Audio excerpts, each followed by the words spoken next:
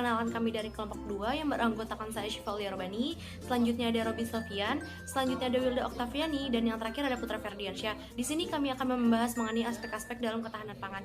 So, let's check this out. Yang kita tahu, salah satu faktor penghambat dari ketahanan pangan yaitu adalah faktor ekonominya di bidang kemiskinan. Dengan demikian, hal tersebut dikaitkan dengan pendapatan masyarakat Indonesia yang tergolong rendah. Nah, pendapatan yang tergolong rendah itu dapat menyebabkan daya beli masyarakat yang kurang, sehingga pemenuhan untuk kebutuhan gizinya juga akan kurang dan akan mempengaruhi kualitas dari sumber daya manusia yang ada di Indonesia. Kemudian dalam aspek teknologi, seiring perkembangan zaman ini, tentu saja teknologi berkembang sangat pesat. Tentu saja hal tersebut juga berkaitan dalam ketahanan pangan, baik itu dalam produksi, lalu distribusi maupun penyaluran informasi itu sendiri. Nah, tentu saja teknologi itu juga sangat berperan penting dalam aspek ketahanan pangan. Ketahanan pangan itu terdapat aspek hukum. Di dalam aspek hukum ini tuh memiliki fungsi yaitu sebagai menjamin keadilan dan pemerataan bagi setiap orang untuk memperoleh ketahanan pangan yang cukup dan baik gitu dalam memenuhi kebutuhan sehari-harinya. Nah, di dalam aspek hukum ini itu dinilai adanya suatu kebijakan-kebijakan yang dinilai tegas dan harus dipatuhi oleh setiap orang. Nah, di dalam aspek hukum ini diatur dalam Undang-Undang Nomor 18 Tahun 2012 tentang pangan, diatur dalam Undang-Undang Nomor 23 Tahun 2014 tentang urusan pemerintah daerah, dan Peraturan Pemerintah Nomor 17 Tahun 2015 tentang ketahanan pangan dan gizi. Jika kita membicarakan masalah hukum, pasti akan menyangkut dengan masalah politik. Di dalam politik itu memiliki dua wacana atau dua permasalahan yang mungkin akan muncul dalam kegiatan dalam aspek ketahanan pangan, yaitu konflik dan tingkat korupsi. Ini tuh sangat mempengaruhi kestabilan dari ketahanan pangan, karena jika adanya suatu konflik, maka kestabilan ketahanan pangan dalam suatu daerah itu akan mengalami penurunan atau mengalami kegagalan.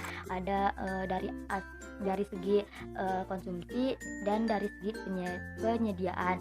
Terus yang keduanya itu ada dari segi pendidikan.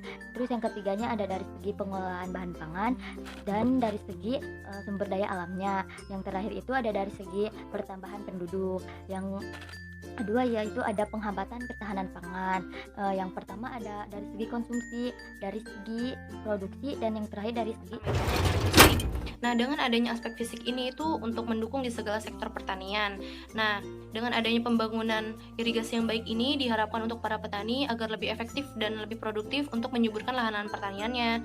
Nah, dengan pendukung lainnya seperti adanya infrastruktur yang baik juga agar mendukung pendistribusian pangan-pangan secara merata ke daerah-daerah terpencil dan perkotaan. Nah, yang kedua ada aspek lingkungan. Nah, aspek lingkungan ini tuh sangat berpengaruh terhadap efektif di sektor pertanian. Apabila lingkungannya tidak mendukung seperti curah hujan yang tinggi ataupun kemarau yang berkepanjangan pun dampaknya pun berdampak pada banjir ataupun kekeringan yang berkepanjangan. Dengan seperti itu lahan pertanian pun tidak dapat secara maksimal dalam memproduksi bahan pangan dengan kualitas mutu yang baik.